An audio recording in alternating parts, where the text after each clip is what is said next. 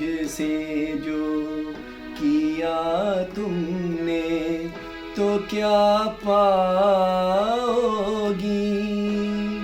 मेरे हालात की आंधी में बिखर जाओगी। प्यार मुझसे जो किया तुमने तो क्या पाओगी। बहुत खूब।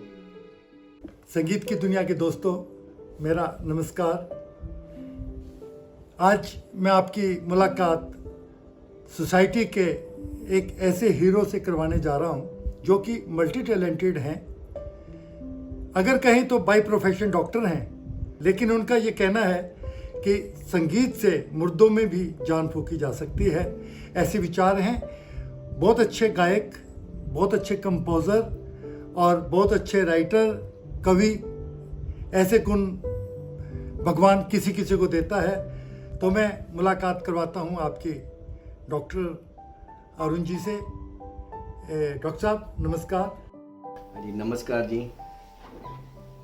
जैसे कि मैंने पहले कहा था कि आप किसी भी परिचय के मोहताज नहीं हैं, तो मैं यही चाहूँगा कि आप अपना परिचय खुद दें तो और भी अच्छा लगेगा।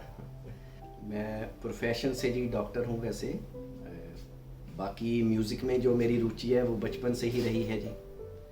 तो बचपन से ही गानों का, म्यूज़िक का शौक़ था।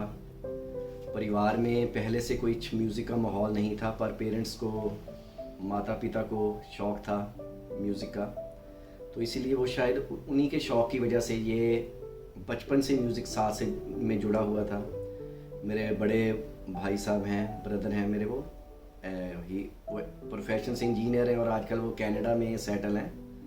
तो वो भी और मैं भी म्यूज़िक से, मुझे याद भी नहीं है कि कब से मैं म्यूज़िक से जुड़ गया और कब से मैंने छोटी छोटी परफॉर्मेंसेस, जैसे पहले स्कूल में या जैसे फंक्शंस थोड़े बहुत होते थे, तो मुझे याद नहीं है, लेकिन मेरे जो मदर हैं वो बताते हैं कि मैं बचपन से म्यूज़िक में रहा हूँ।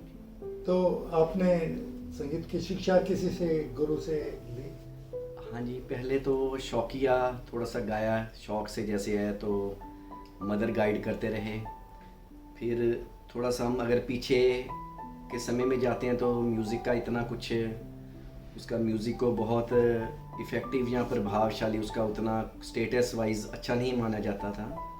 तो इसीलिए स्टडी भी साथ साथ रखी। स्टडी में भी अच्छा, ईश्वर की दया रही कि अच्छे मार्क्स हमेशा लेते रहे हैं।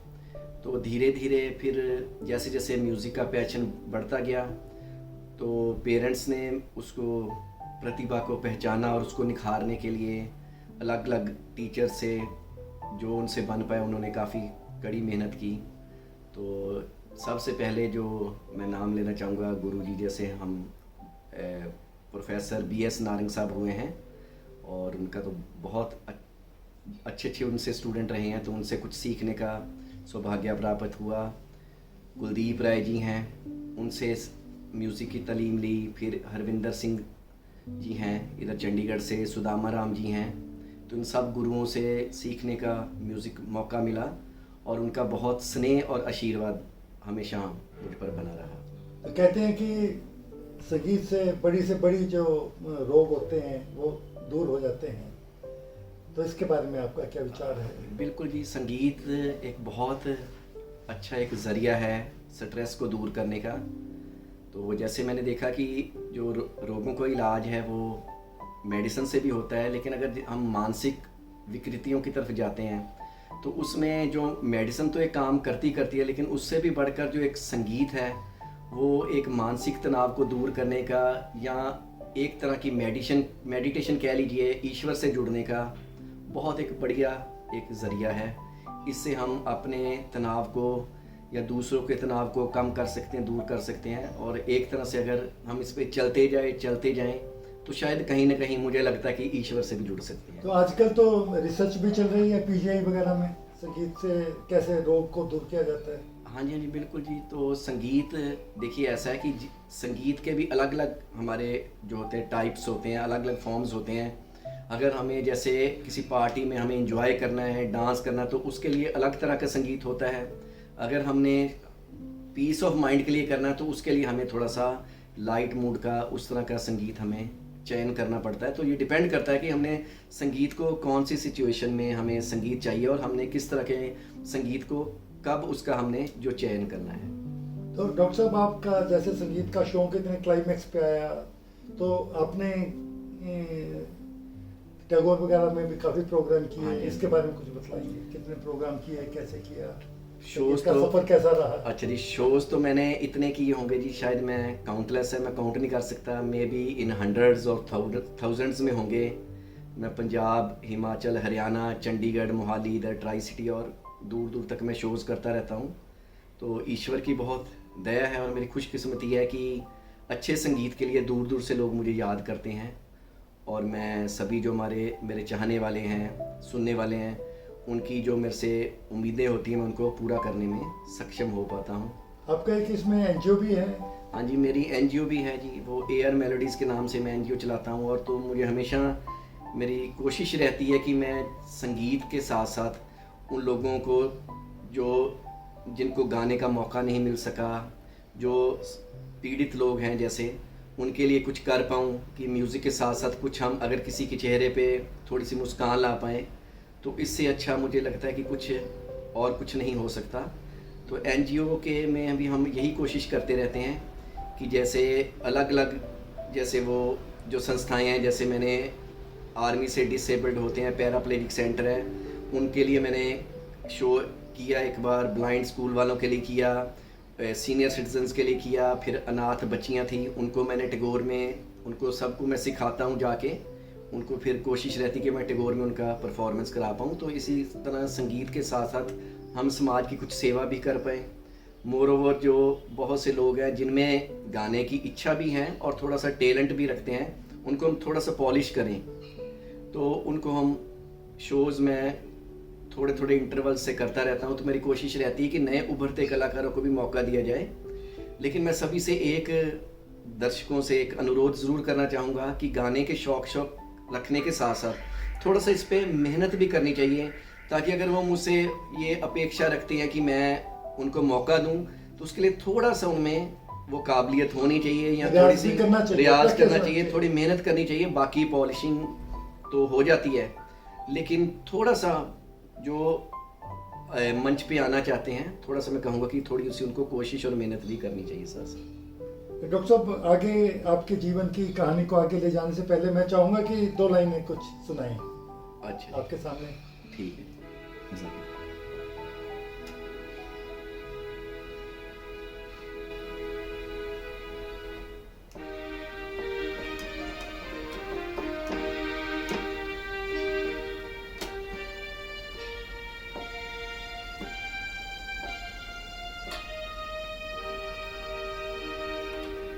गर तुम भुला न दोगे, सपने ये सच ही होंगे, हम तुम जुदा न होंगे, हम तुम जुदा न होंगे। गर तुम भुला न दोगे, सपने ये सच ही होंगे, हम तुम जुदा ना होंगे, हम तुम जुदा ना होंगे। डॉक्टर साहब, हमने जुदा होना ही नहीं है, ऐसी कोई बात ही नहीं है।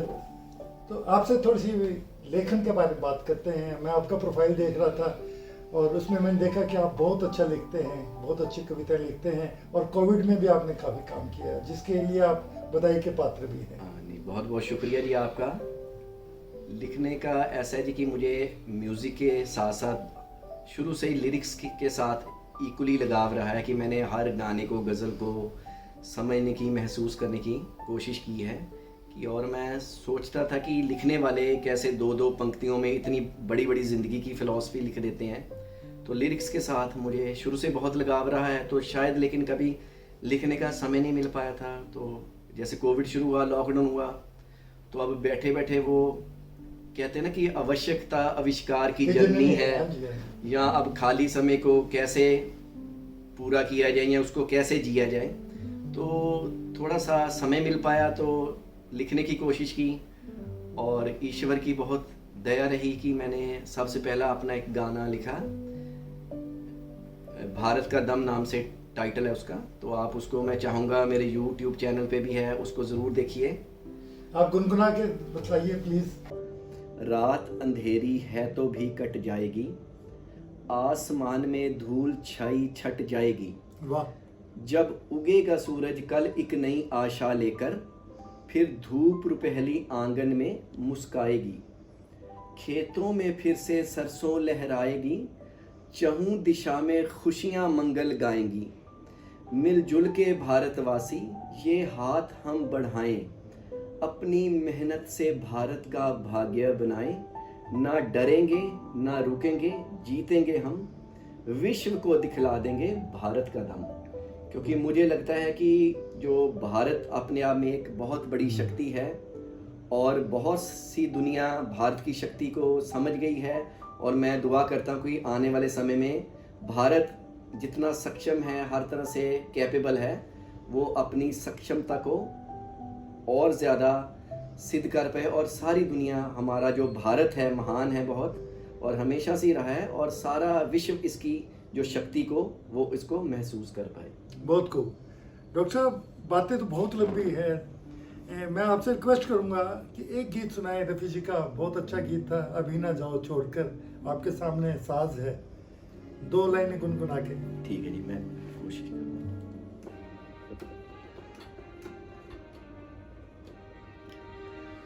अभी ना जाओ छोड़ कर के दिल अभी भरा नहीं, अभी ना जाओ छोड़ कर के दिल अभी भरा नहीं। बहुत खूब डॉक्टर साहब, दिल भर भी नहीं सकता। आपके साथ ये मुलाकात हमेशा याद रहेगी। धन्यवाद। शुक्रिया जी। तो यह थी एक छोटी सी मुलाकात multi talented personality doctor Arun Kang ji से।